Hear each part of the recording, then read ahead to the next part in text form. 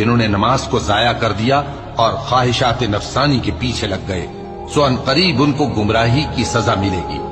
ہاں، جس نے توبہ کی اور ایمان لایا اور عمل نیک کیے تو ایسے لوگ بہشت میں داخل ہوں گے اور ان کا ذرا نقصان نہ کیا جائے گا،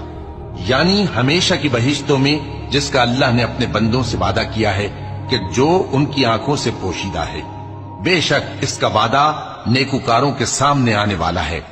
وہ اس میں سلام کے سوا کوئی بےہودہ کلام نہ سنیں گے اور ان کو صبح و شام کھانا ملے گا۔ یہی وہ جنت ہے جس کا ہم اپنے بندوں میں سے ایسے شخص کو مالک بنائیں گے